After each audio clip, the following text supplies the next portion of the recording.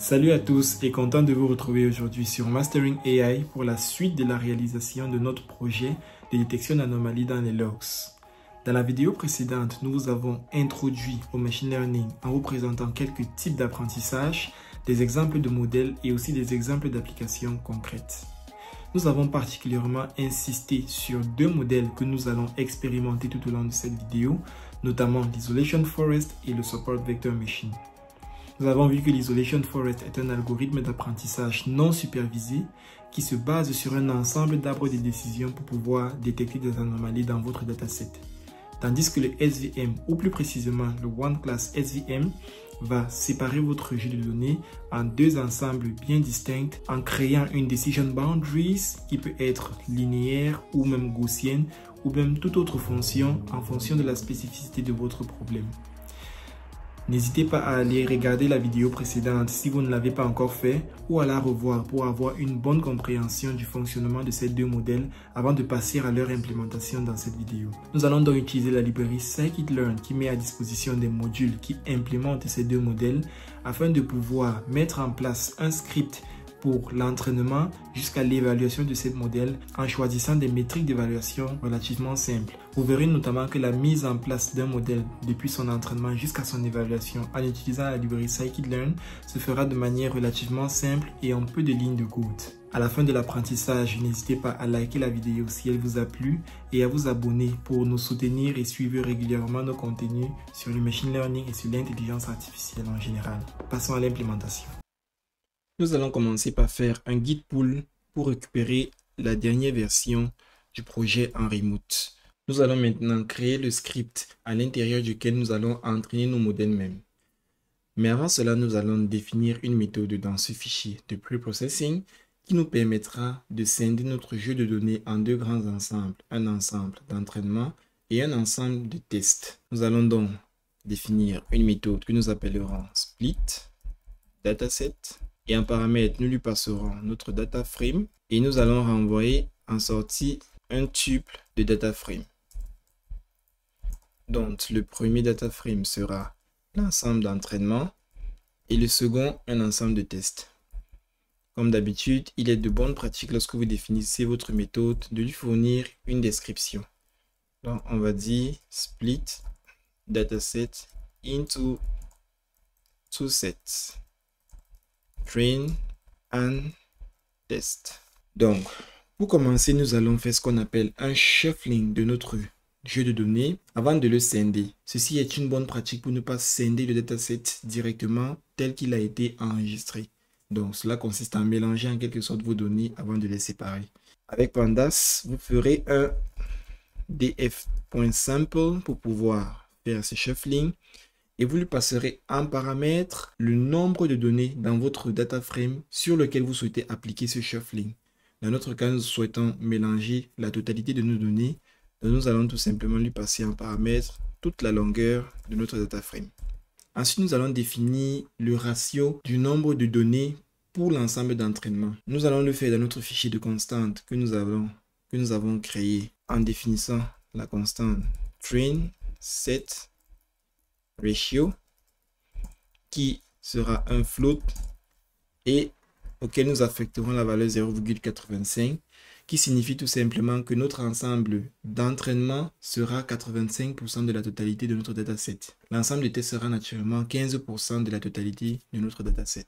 Dans le pré-processing, nous allons faire par la suite un train set size qui sera tout simplement notre constant.train set ratio fois la longueur de notre data frame. Alors, nous allons nous rassurer que nous avons importé le bon fichier de constante, ce qui n'est pas le cas ici. Ici, nous allons tout simplement importer from logs.constant import constant. Donc là, nous avons importé notre classe de constante et vous pouvez voir qu'on utilise bien notre train set ratio.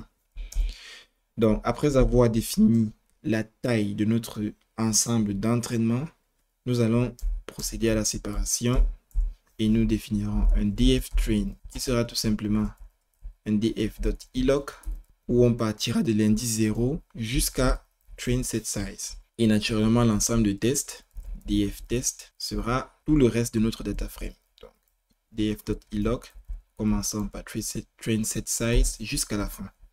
Et nous allons retourner nos deux data frames. Return, df train, df test. Nous allons maintenant créer le script d'entraînement. Donc, dans notre dossier logs, nous allons créer un nouveau fichier que nous appellerons training.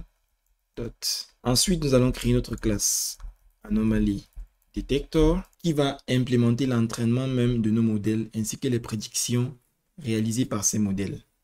Donc, nous allons définir notre constructeur init.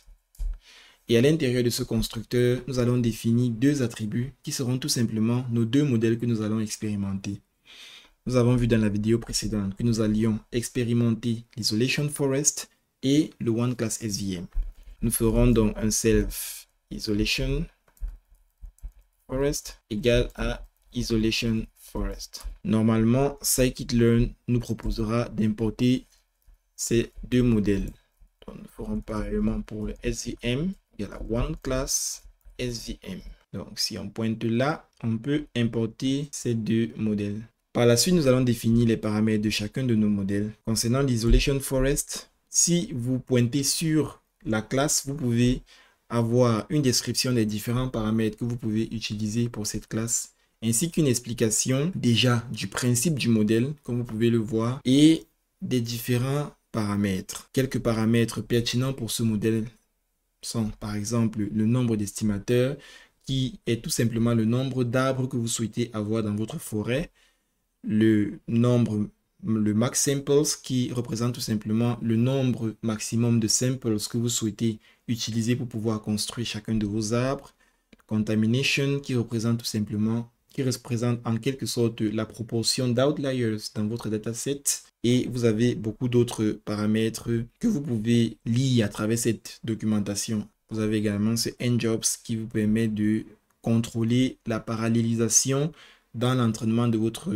isolation forest. Et vous avez également le verbose qui permet de contrôler l'évolution du process.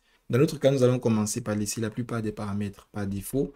Et nous allons juste définir le njobs égale à -1 pour définir un entraînement en parallèle de nos estimateurs. Et ensuite, le verbose, mettrons à 1. Pareillement pour le one class SVM, vous pouvez avoir également une bonne description des différents paramètres. Par exemple, vous avez le kernel. Si vous vous rappelez bien dans la vidéo précédente, je vous avais dit que en ce qui concerne le SVM, vous pouvez utiliser ce qu'on appelle un noyau pour pouvoir définir une séparation, pas forcément linéaire, mais qui peut être polynomiale ou gaussienne. Dans notre cas, par défaut, le kernel est gaussien et c'est ce que nous allons utiliser.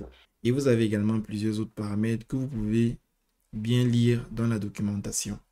Donc, nous allons pareillement comme pour l'isolation forest, laisser les paramètres par défaut et juste définir le verbose dans ce cas, égal à 1.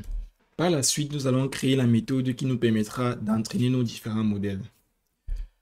Donc, nous ferons un def train models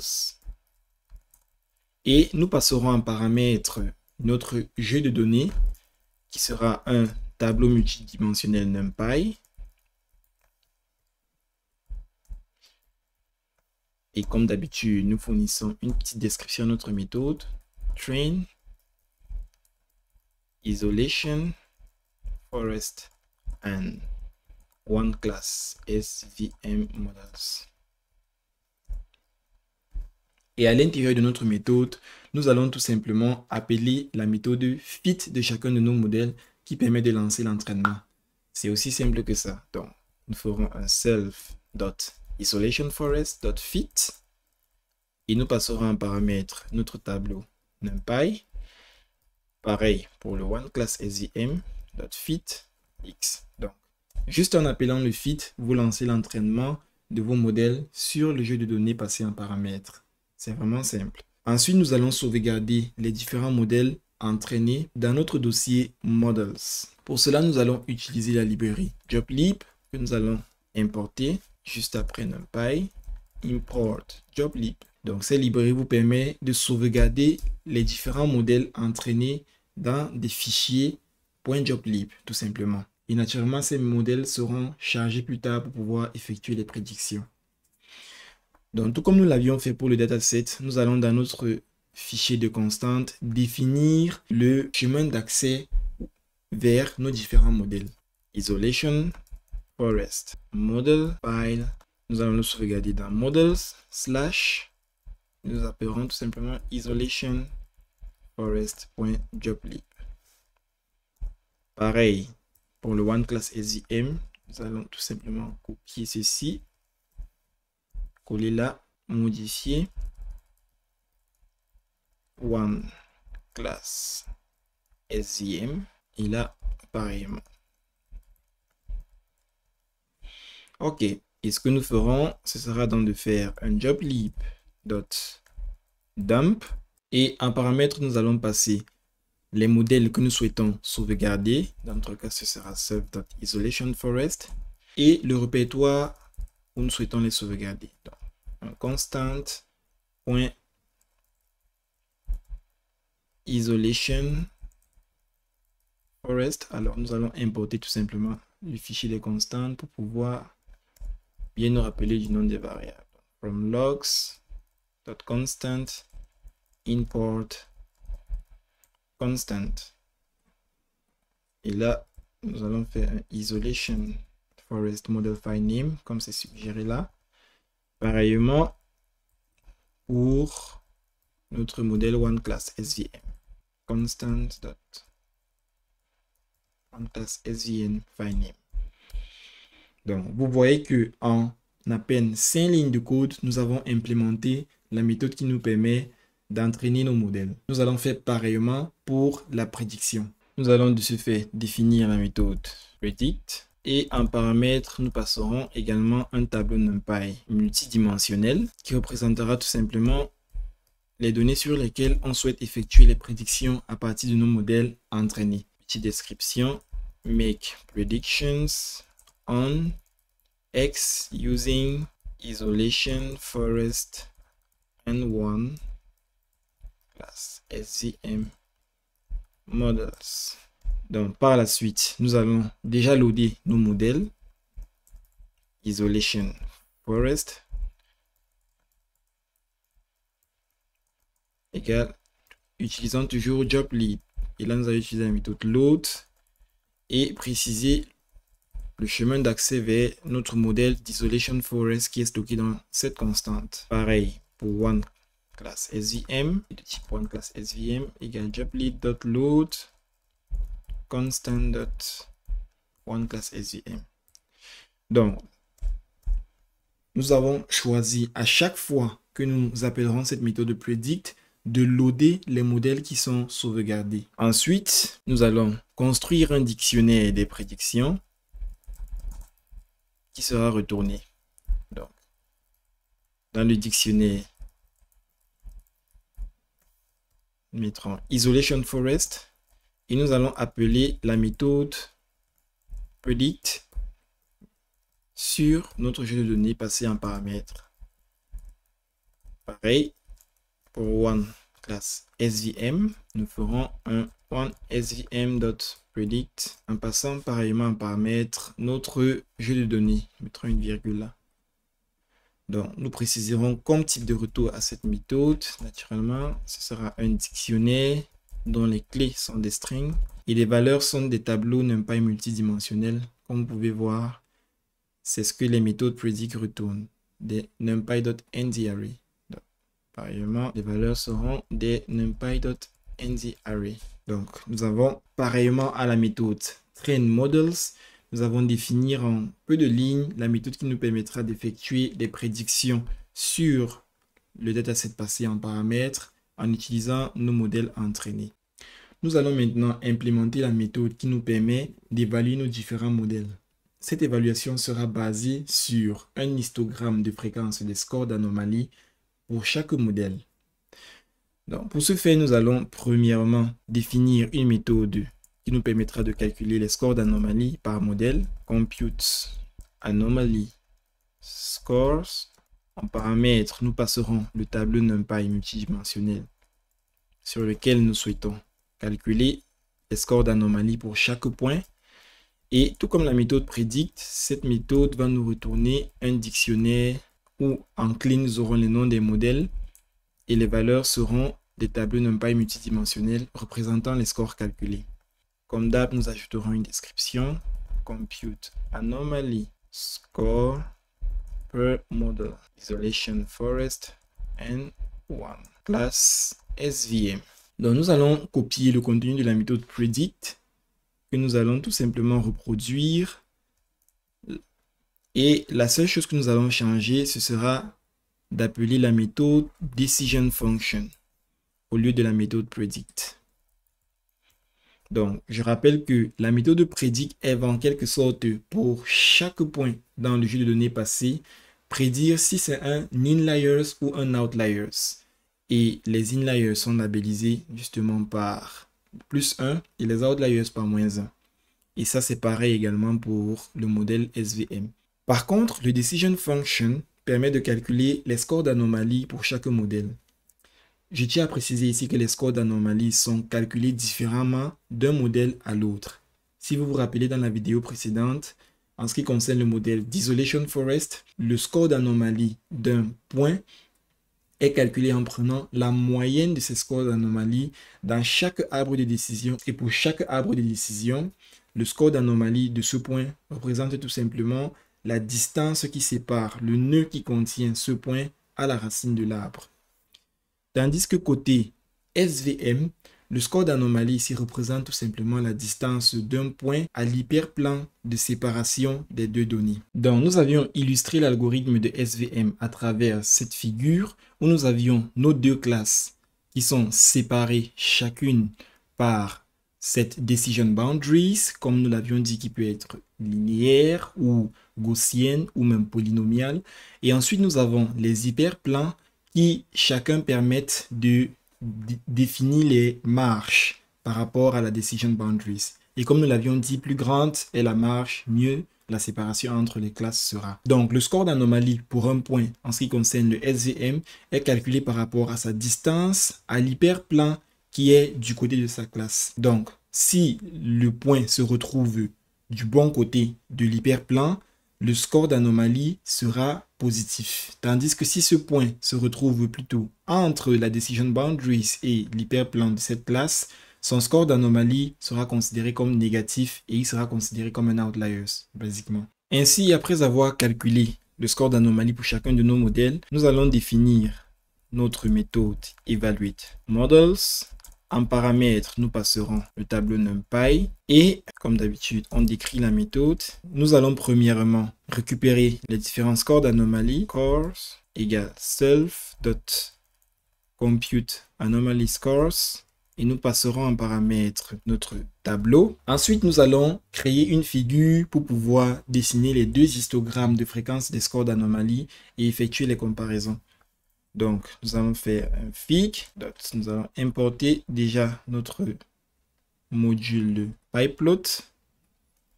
Et nous dirons plt.subplot.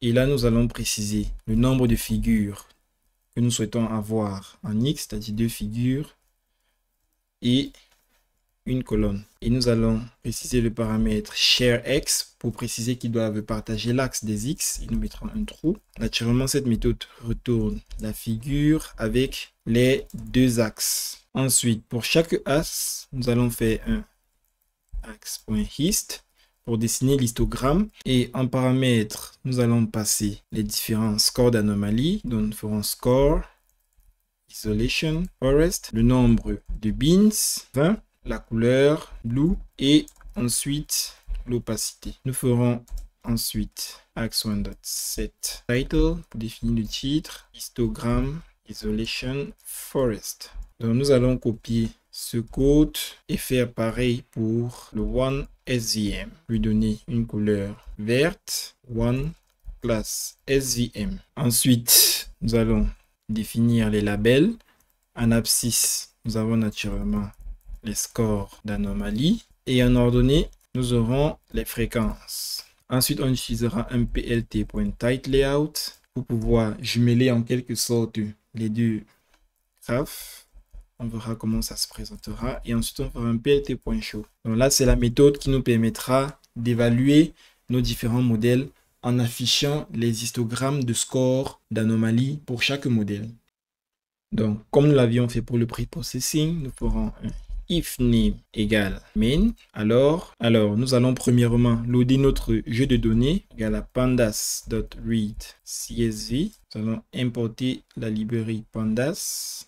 Non, ce n'est pas la bonne importation. On fera un import pandas as PD. Ensuite, nous préciserons le chemin vers notre dataset constance.logs dataset file name, juste pour vérifier que c'est le bon dataset logs dataset. Ok, c'est le bon. Par la suite, nous allons instancier notre préprocesseur, preprocessor égale. Et là, nous allons réutiliser notre log preprocessor pour pouvoir pré-traiter notre jeu de données. Ensuite, nous ferons un preprocessor .split dataset pour pouvoir séparer notre jeu de données en train et en test. Donc, nous ferons un df train, df test égale. Ensuite, nous allons effectuer un fit transform de notre df train pour retourner un x train. Si vous vous rappelez, avec le df train, nous allons appeler engineered, qui est tout simplement le data frame avec les features augmentées, qui sera un preprocessor.fit transform. Et là, nous passerons notre df train. Après cela, nous allons instancier notre classe anomaly detector, tor égale anomaly detector, et nous allons faire un detector.trainModels, et nous passerons en paramètre notre xtrain, et ensuite, nous allons faire un detector.evaluateModels. Mais dans ce cas, nous allons également pré-traiter l'ensemble de tests, xtest, df test, engineered, et la preprocessor.fit transform, df test, et nous allons évaluer notre modèle sur notre ensemble de tests. Alors, nous allons mettre des prints à chaque étape pour pouvoir bien identifier chaque step. Donc, on va dire pré-traitement des données. Ensuite, entraînement des modèles. Et à la fin, évaluation des modèles. Donc là, nous venons d'implémenter notre petit script pour pouvoir tester notre modèle. Alors, nous allons faire quelques petites vérifications avant l'exécution. Ok, ici par exemple, c'est axe 2. Et finalement, nous allons supprimer ce paramètre-ci, étant donné qu'il signifie que nos deux histogrammes partageront le même axe des abscisses. Cela peut être risqué dans le sens où, étant donné que les scores d'anomalie ne sont pas calculés de la même façon pour nos deux modèles, on pourrait avoir des scores qui ont un ordre de grandeur relativement grand pour un modèle par rapport à l'autre. Par exemple, pour le OneSVM, la decision function calcule la distance d'un point par rapport à son hyperplan, une distance signée. Tandis que l'Isolation Forest calcule comme score la distance qui sépare le nœud contenant le point par rapport à la racine de l'arbre. Et ensuite fait la moyenne de ce score obtenu pour tous les arbres où ce point apparaît. Cela pourrait indiquer que l'ordre de grandeur des scores calculés par nos deux modèles serait différent. Donc, il serait fort probable que le OneSVM calcule un score beaucoup plus élevé que celui de l'Isolation Forest. Nous allons enlever ce paramètre ShareX. Ok, donc si on exécute, ok, on a une exception. No module not found error, no module name locked. Ceci signifie que notre module n'est pas, les classes de notre module n'arrivent pas à être bien importées. Alors, lorsque vous avez ce genre d'erreur, la première chose serait déjà de vérifier si vous avez défini un fichier init, __.py à l'intérieur de votre module pour effectivement le définir comme un module. Mais si après avoir fait cela, l'erreur persiste, c'est que probablement le chemin d'accès vers notre projet n'est pas bien reconnu dans les variables d'environnement système. Et vous allez juste le rajouter en tapant la syntaxe 6 de la librairie système. Nous l'avons importé plus haut avec la librairie OS. Et donc, on fera un sys.path.append. Et là, on fera un os.get current working directory, CWD. Donc, avec cette commande, on rajoutera le chemin d'accès vers notre projet actuel dans les variables d'environnement. Et normalement, en exécutant, on n'est plus censé avoir une erreur. Alors, si on relance à nouveau l'exécution, donc on a la phase de pré-traitement qui est lancée, comme vous pouvez le voir. Et ensuite, il y aura la phase d'entraînement des modèles jusqu'à l'évaluation de ces derniers. Alors là, nous voyons que nous sommes à la phase d'entraînement des modèles et nous pouvons voir les logs qui sont affichés grâce aux paramètres verbose que nous avons définis là. Et pour le modèle le Isolation Forest, il a déjà été entraîné puisque nous avons choisi l'option de parallélisation. Et là, le modèle du SVM est en train d'être entraîné. Cela prendra un peu de temps, donc nous allons passer directement aux résultats obtenus. Alors là, nous avons l'histogramme de fréquence des scores de nos deux modèles. On peut déjà remarquer premièrement la différence d'ordre de grandeur des scores pour les deux modèles, ce qui est justifié par le fait que d'un côté, l'Isolation Forest calcule des scores comme étant la distance du point à la racine de l'arbre et effectue une moyenne de tous les arbres où ce point a été entraîné, tandis que le OneClassSVM calcule comme score pour un point donné sa distance signée par rapport à l'hyperplan qui le sépare de la Decision Boundaries.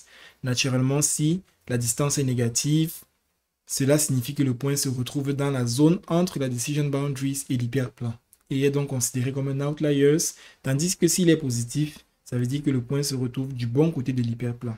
L'autre remarque qu'on peut déjà faire, c'est aussi la forme de nos histogrammes de fréquence. Nous pouvons remarquer que des deux côtés, nous avons en quelque sorte un groupement de l'histogramme de fréquence en deux parties, si je peux dire. Donc, un groupe de points se retrouve avec des valeurs relativement éloignées de l'autre groupe de points. Et nous avons ce même comportement pour le OneClassSVM. Si vous vous rappelez de la Decision Function pour les deux modèles, elle retourne un score négatif pour des points qui sont considérés comme outliers et un score positif pour des points qui sont considérés comme inliers. Et plus on se rapproche de 0, plus ce point tend à être anormal. Dans ce cas, les points qui ont une valeur extrêmement négative sont des points qui sont véritablement considérés comme des outliers. Et la forme de cette distribution vous donne effectivement une idée de si le modèle effectue bien cette distinction entre inliers et outliers, dans le sens où si on avait une distribution plutôt uniforme, cela signifierait que le modèle a du mal à séparer véritablement les outliers des inliers. Donc, ce pattern où on a des histogrammes divisés en deux indique plutôt bien que le modèle a cette capacité de séparer les points qui se distinguent véritablement des autres. Par contre, un autre truc qu'on doit remarquer, c'est le nombre de points qui ont été définis, qui ont été considérés comme outliers. Une fois de plus, si on se rappelle, la Decision Function renvoie comme un score négatif pour des points qui sont considérés comme outliers. Et si on regarde bien nos histogrammes, on verra qu'il y a une grande fréquence de points dont les scores sont derrière la valeur 0, sont inférieurs à 0. Par exemple, pour le SVM, on a environ 3000 points dont le score se situe entre approximativement 0 et moins 1000. Et pareil pour le Isolation Forest, on a environ 4000 points dont le score se situerait dans cet intervalle, c'est-à-dire environ moins 0,02 et moins 0,01. Ceci signifie que notre modèle n'est pas très strict dans la classification des outliers et considère énormément de points comme des outliers. Par exemple, les points qui sont dans ce groupe relativement éloigné sont à la fin considérés comme des outliers, tout comme les points qui sont dans cette zone. Ce qui, au fond, n'est pas assez normal, étant donné l'énorme différence des scores entre les deux modèles. Donc, en fonction des scénarios, vous aimeriez pouvoir contraindre davantage votre modèle à être plus strict dans la détection des outliers en contrôlant l'hyperparamètre du modèle en question. C'est-à-dire que si on prend par exemple l'Isolation Forest, nous avons vu que nous avons un paramètre appelé Contamination qui est en quelque sorte le paramètre qui permet de contrôler justement à quel point le modèle doit être strict dans la détection des outliers. Vous verrez que par défaut, il a cette valeur auto. Ça veut dire qu'une certaine limite est choisie par défaut. Et au vu de la distribution qu'on avait, naturellement, ce paramètre devrait tendre environ à 0,5. Rappelez-vous qu'il doit être compris entre 0 et 1 et que plus il se rapproche de 1, plus le modèle aura tendance à détecter un bon nombre d'outliers. Et plus vous le définissez comme étant proche de 0, moins le modèle détectera des outliers. Et dans ce cas, cela signifierait que les outliers détectés sont véritablement des outliers. Nous allons donc modifier ce paramètre pour le modèle d'Isolation Forest et le mettre à 0,1 et le mettre à 0,05 par exemple, pour que notre modèle ne détecte pas énormément des outliers, et ceci nous révélera pour les points qui auront des scores négatifs qu'ils sont véritablement des outliers. Donc, en ce qui concerne le modèle OneClass SVM, le paramètre qui est similaire au paramètre de contamination pour l'Isolation Forest est appelé NU, et nous allons pareillement le définir égal à 0,05. Après les avoir définis, nous allons relancer l'entraînement des modèles, mais nous allons aussi enrichir un peu plus l'évaluation de nos modèles en calculant également le pourcentage de points considérés comme outliers par nos modèles. Ceci nous indiquera justement si la définition de ces paramètres contamination pour l'Isolation Forest et NU est vraiment prise en compte et permet à nos modèles de détecter moins d'outliers, mais également ceux qui en sont véritablement. Pour cela, nous allons calculer les prédictions de nos modèles en appelant la méthode predict. Et ensuite, nous allons calculer le ratio du nombre de points considérés comme anormaux par modèle. Donc, on dira outliers isolation ratio ou isolation forest ratio, et il sera égal à numpy.min where prediction de isolation forest est égal à -1. Si on se rappelle, les modèles prédisent comme étant -1 un point qui est considéré comme outliers. Donc, cette syntaxe nous permet en quelque sorte de calculer le pourcentage des points qui sont considérés comme outliers parmi les prédictions de notre modèle d'Isolation Forest. Donc, on va faire pareillement pour SVM, donc SVM ratio, et ici, on dira 1 SVM. Et nous allons afficher à la fin print ratio d'outlier isolation forest 2 points. Nous allons formater notre chaîne et passer entre crochets outlier ratio, et nous allons retenir juste 2 décimales et l'exprimer en pourcentage. Nous ferons pareillement pour le 1 SVM, 1 class SVM, et ce sera un outliers SVM ratio avec ce pourcentage. Donc nous allons relancer l'exécution de nos modèles et voir comment les résultats évoluent. Donc nos deux modèles ont été réentraînés et nous pouvons voir que les histogrammes de fréquence sont nettement plus différents. Par exemple, pour l'Isolation Forest, on peut remarquer qu'on a beaucoup plus de points qui ont un score positif par rapport aux points qui ont un score négatif. Et on a toujours cette séparation de l'histogramme en 2 parties où on a des points qui sont relatifs, où on a des points qui sont des inliers et un autre groupe de points qui sont considérés comme outliers avec des scores beaucoup plus négatifs en fait par rapport aux autres. Tandis que pour le SVM, nous pouvons voir que il classe effectivement la majeure partie des points comme étant des inliers, mais par contre, on n'a plus cette nette séparation entre les inliers et les outliers. On a une sorte d'uniformité dans la distribution, ce qui signifierait que le modèle pourrait ne pas très bien performer. Si on vérifie le pourcentage, le ratio des points qui ont été considérés comme anormaux pour chacun de nos deux modèles, donc on va fermer ce graphe. Et là, l'exécution continue. On peut donc voir que côté Isolation Forest, nous avons environ 5,09% de points qui sont considérés comme outliers et on en a un peu plus côté SVM. Donc, on peut voir effectivement qu'en réduisant les paramètres de contamination pour l'Isolation Forest et le NU pour le OneClass SVM, on a contrôlé l'entraînement de nos modèles de telle sorte que les points qui sont extrêmement négatifs soient véritablement considérés comme des outliers. Alors, pour finir, nous allons faire un petit test en mode debug pour essayer de voir si les points qui sont effectivement considérés comme des outliers par nos modèles le sont réellement de par leurs caractéristiques. Donc, pour cela, nous allons déjà commenter ces 2 lignes où nous entraînons et évaluons nos modèles. Et nous allons calculer les prédictions directement. Prediction égale detector.predict sur notre X-test. Nous allons mettre un breakpoint là et lancer notre script en mode debug.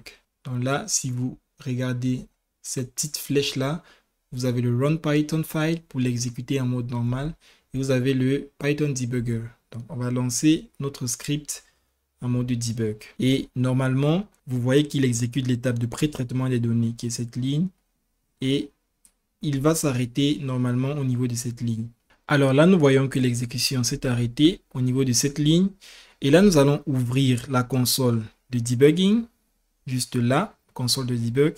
Et là, nous allons taper un certain nombre de commandes pour faire les vérifications que nous souhaitons. Donc, par exemple, nous allons afficher les 5 premières lignes de notre data frame de test, df-test.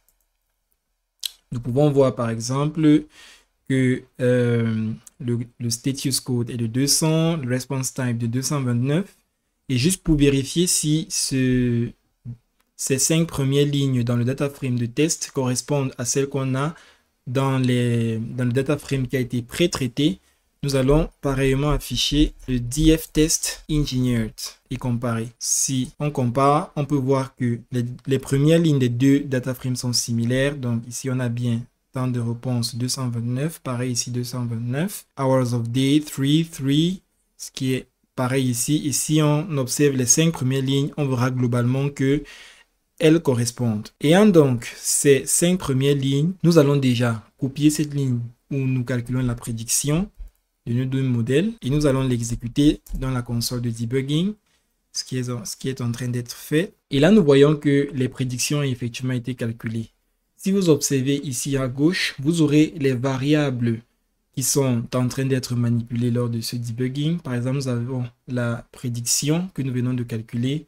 Nous voyons bien que c'est un dictionnaire avec 2 valeurs, un pour l'isolation forest et un pour le one SVM. Donc, ce qu'on va faire, c'est créer une variable ISO prediction et on va récupérer la prédiction de l'isolation forest. Si on affiche, on verra que c'est effectivement un tableau NumPy multidimensionnel. On verra que c'est effectivement un tableau NumPy avec les différentes prédictions. Maintenant, ce que nous allons faire, c'est récupérer les indices des prédictions de notre isolation forest qui sont des outliers.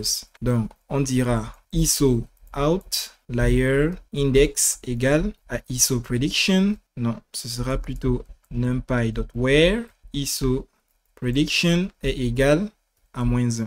Donc, ceci nous retournera les indices des prédictions qui sont négatives, c'est-à-dire qui sont considérées comme des outliers. Si on affiche ce ISO outlier index, nous verrons effectivement que là, nous avons les différents indices qui sont considérés comme des outliers.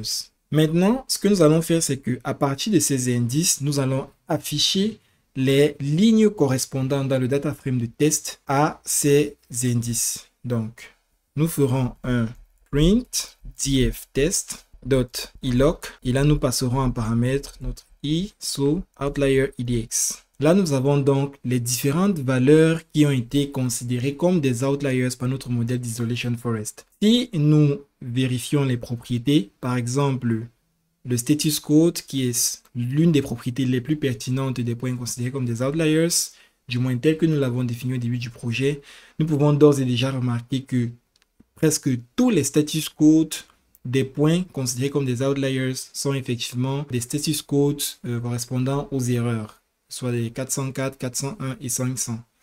Et naturellement, si on regarde également les temps de réponse, nous remarquerons que pour certains points, les temps de réponse sont très grands, naturellement 4000, 1200, 1424, ce qui serait également indicatif d'un outlier.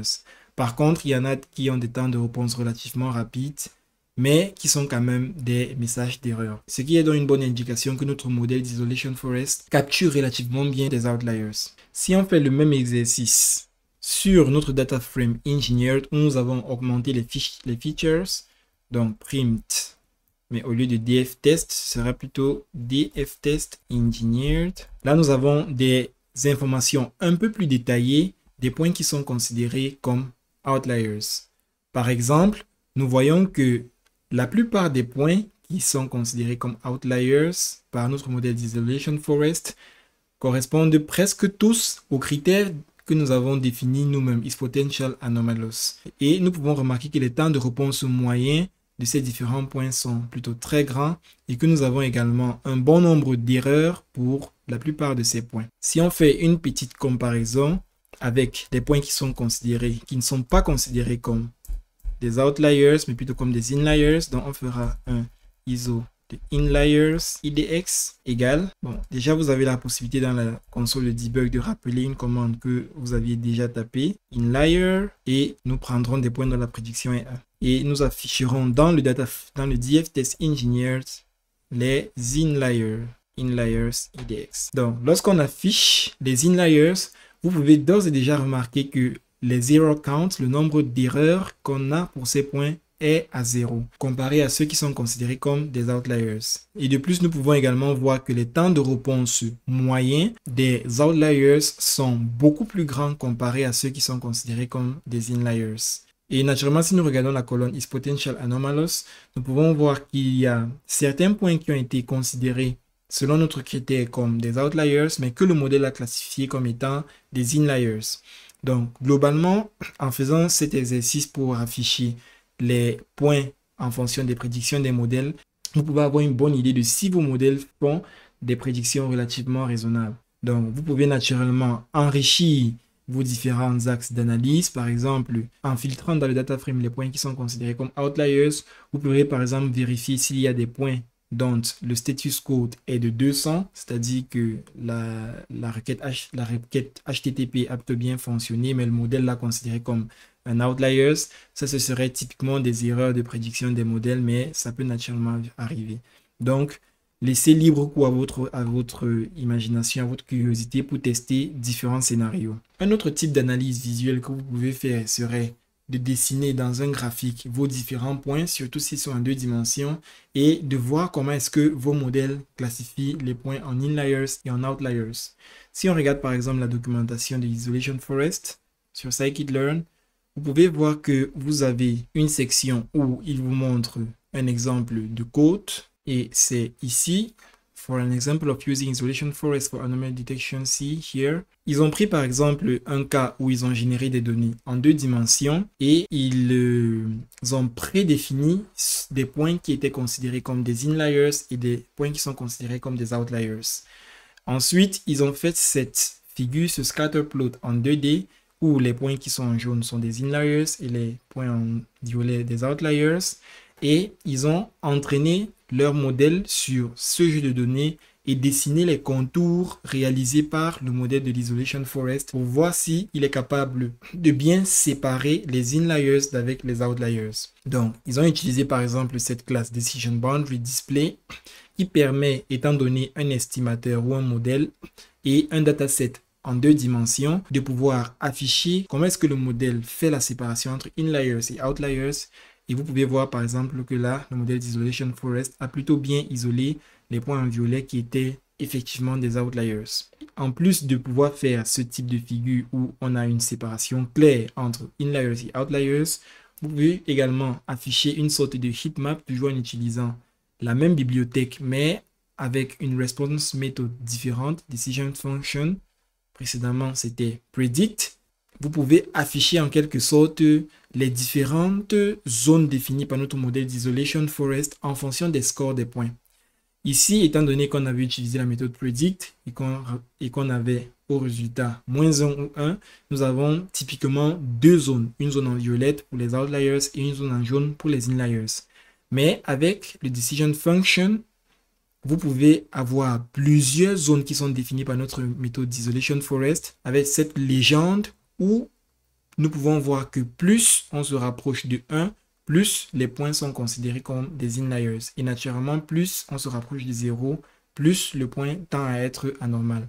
Et les valeurs négatives sont clairement des outliers. Donc vous voyez par exemple que le modèle d'Isolation Forest a dessiné ces zones à l'intérieur desquelles les points qui se retrouvent là seront considérés comme des inliers. Et plus on évolue, plus on a des zones un peu plus sombres là où des vrais outliers se retrouvent. Donc, vous pouvez utiliser ce type d'analyse visuelle basée sur cette librairie, bien qu'elle soit limitée à un jeu de données en 2 dimensions. Mais vous pouvez décider par exemple de réduire votre jeu de données à 2 dimensions avant de l'entraîner si vous êtes en face d'un problème de détection d'anomalies où vous n'avez relativement pas beaucoup de features, typiquement 4 ou 5 que vous pouvez réduire en 2 dimensions. Mais dans notre cas où nous avions quasiment 24 features, cela ne faisait pas sens de réduire notre jeu de données en 2 dimensions avant de l'entraîner afin de pouvoir utiliser ce type d'analyse. Donc, comme nous vous le recommandons toujours, n'hésitez vraiment pas à consulter la documentation de ces modèles, à voir les exemples d'utilisation et à faire des expérimentations. Ce n'est que comme ça que vous apprendrez réellement et rapidement. Vous êtes maintenant capable d'entraîner un modèle de machine learning pour faire de la détection d'anomalies. Dans cette vidéo, nous vous avons notamment montré comment utiliser scikit-learn pour pouvoir expérimenter 2 modèles couramment utilisés en détection d'anomalies, notamment l'isolation forest et le support vector machine. Nous vous avons montré comment vous pouvez mettre en place de façon relativement simple et en très peu de lignes de code un script qui vous permettra d'entraîner et d'évaluer les performances de vos modèles. Nous avons notamment choisi des critères d'évaluation relativement simples dans cette vidéo, principalement visuels, à base d'histogrammes de fréquence des scores calculés pour chacun de nos modèles. Naturellement, vous pourrez enrichir l'évaluation de vos modèles en vous inspirant des exemples fournis dans la documentation de chacun de ces modèles. Laissez libre cours à votre curiosité. Dans la suite, nous allons donc mettre en place l'API à travers laquelle ces modèles seront accessibles pour pouvoir faire de la détection d'anomalies dans des logs que nous allons simuler en local dans notre machine pour voir comment notre modèle va se comporter. N'hésitez pas à lâcher un max de likes si vous avez aimé et si vous avez beaucoup appris dans cette vidéo, à vous abonner et à activer la cloche de notification pour ne pas manquer les prochains contenus. À très bientôt sur Mastering AI.